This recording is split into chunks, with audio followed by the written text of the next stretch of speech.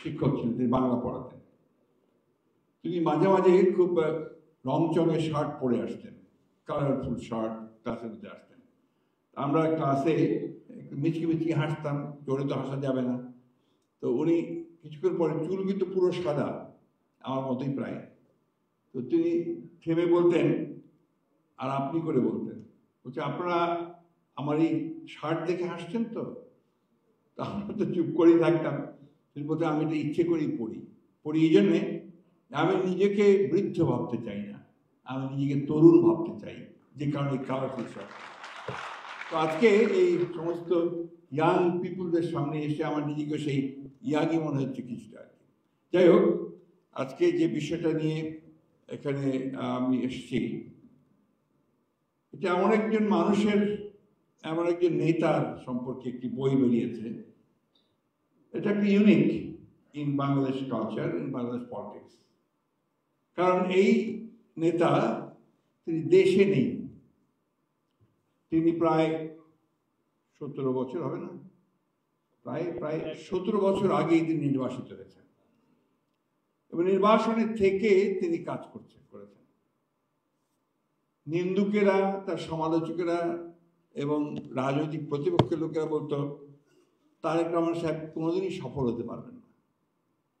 এবং পৃথিবীর ইতিহাসে খুব কম দেখা যায় যে প্রবাসের থেকে একটা আন্দোলনকে সাফল্যের দিকে নিয়ে যাওয়া, এটা খুব কম দেখা গেছে। হ্যাঁ, দেখা গেছে আপনার হো চি মিন, তিনি ফ্রান্সে ছিলেন, সেখান থেকে তিনি ভিয়েতনামের বিপ্লবের নেতৃত্ব দিয়েছেন।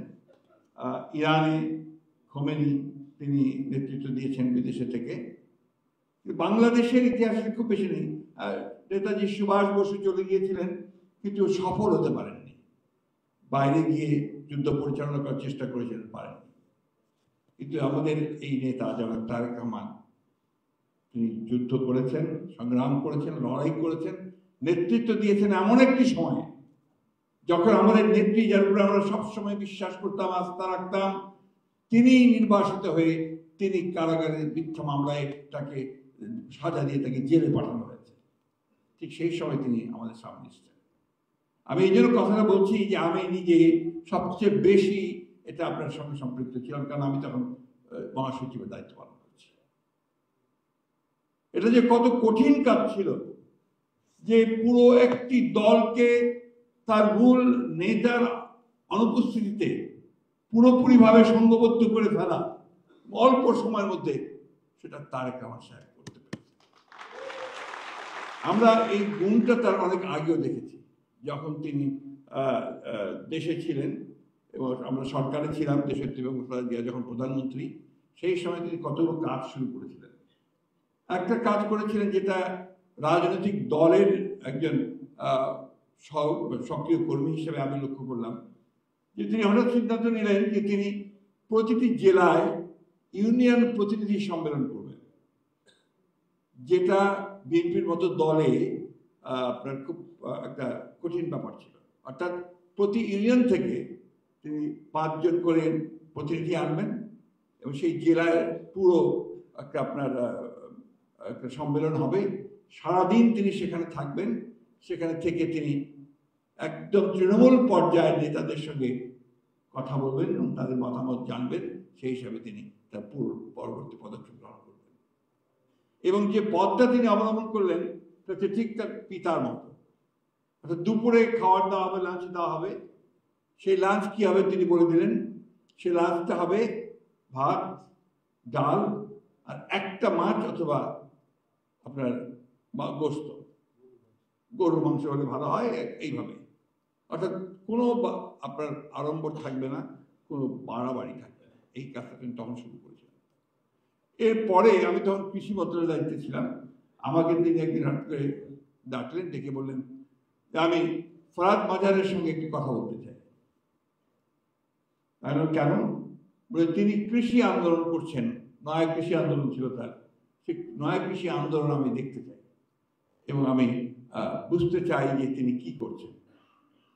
আমার মনে আছে আমি ফরহাদ ভাইয়ের সঙ্গে যোগাযোগ করে ফরহাদ ভাই যে দেলদুয়ার, টাঙ্গাইলের দেলদুয়ারে তার একটা এই ধরনের একটা আপনার আন্দোলন আছে, যেখানে আমি তাকে নিয়ে গেলাম। সারাদিন তিনি সেখানে থাকলেন, মাঠে গেলেন, দেখলেন এবং সেখানকার যে কর্মকাণ্ড সেটা দেখলেন, কৃষকদের সঙ্গে সকলের সঙ্গে তিনি কথা বললেন।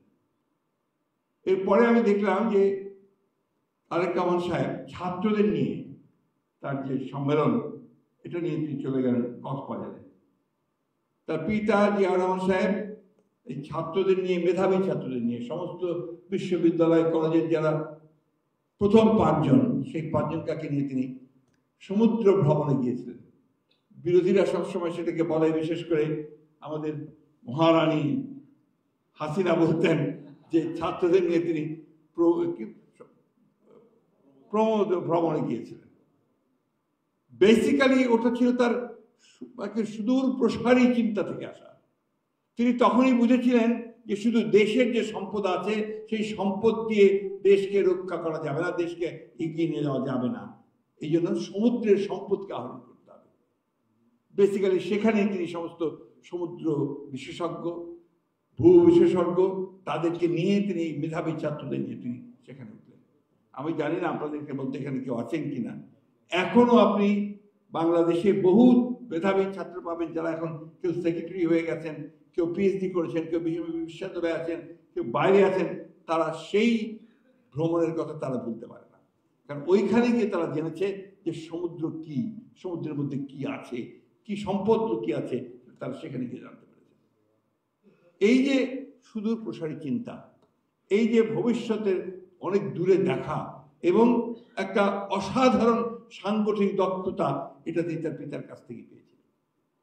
তার পিতাও প্রথম যখন তিনি রাজনীতিতে আসলেন, এসে প্রথম যে ক্যাবিনেট তিনি তৈরি করেছিলেন, সেই ক্যাবিনেটটা ছিল, আমরা বলতে ওটাকে গ্যালাক্সি অফ ইন্টেলেকচুয়ালস, অর্থাৎ দেশের সবচেয়ে মেধাবী লোকজনদের নিয়ে তিনি তার সেই ক্যাবিনেট তৈরি করেছিলেন। আমাদের নেতা তারেক রহমান সাহেব আজকে ঠিক একইভাবে দেশের সমস্ত মেধাবী লোকজনদের সঙ্গে নিজে যোগাযোগ করছেন এবং তাদের কাছ থেকে তিনি জানার চেষ্টা করছেন যে দেশকে কিভাবে ভবিষ্যতে আমি সামনের দিকে নিয়ে যেতে পারব। এখানে এহসান আছে। এহসান তার একটা বিশেষ ভূমিকা পালন করেছে। সেই ভূমিকাটা ছিল যে আমাদের মতো পুরনো প্রজন্মের ওল্ড হ্যাগার্সদের সঙ্গে আজকের প্রজন্মের একদম ইয়াংদের একটা সংযোগ স্থাপন করা। এবং যখন আন্দোলন শুরু হয়েছে সেই সময় থেকে এহসান আমাদের সঙ্গে যোগাযোগ করেছে। অ্যানিরা তো অত, মানিরা এখন ইয়াংই আছে বলা যায়, আমাদের সঙ্গে সেই যোগাযোগ স্থাপন করেছে এবং সেই যোগাযোগের মাধ্যমে সেই আমাদের একটা যোগসূত্র স্থাপন করেছিল এবং তখন থেকে আমরা কিন্তু একসাথে কাজ করেছি।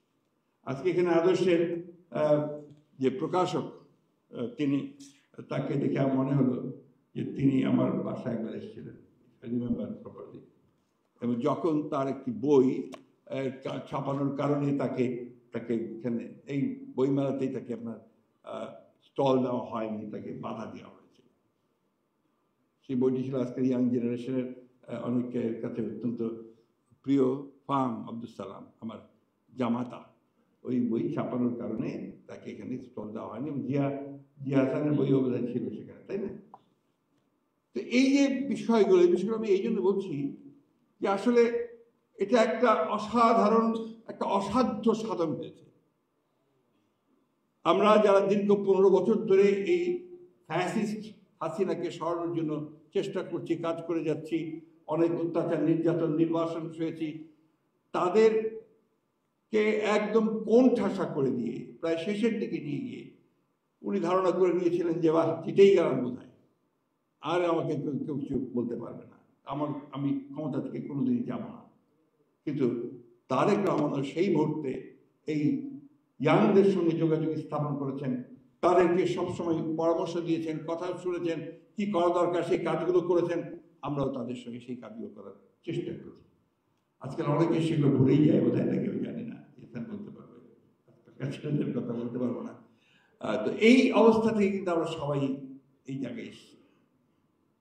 আজকে এখন এই মুহূর্তে তারেক রহমান সাহেবের প্রত্যেকটি বক্তব্য আপনারা লক্ষ্য করেন, প্রতিটি বক্তব্য হচ্ছে গঠনমূলক, কনস্ট্রাকটিভ, কোনো বিভক্তি সৃষ্টি করা নয়, কোনো অস্থিরতা সৃষ্টি করা নয়, নতুন কোনো ইস্যু তৈরি করে ক্রাইসিস সৃষ্টি করা নয়, একটা ইউনিটি, গোটা জাতির একটা ঐক্য সৃষ্টি করে গণতন্ত্রে যাওয়ার পথকে সুগম করার কথা তিনি বলছেন প্রতি মুহূর্তে, প্রতিদিন, সবখানে।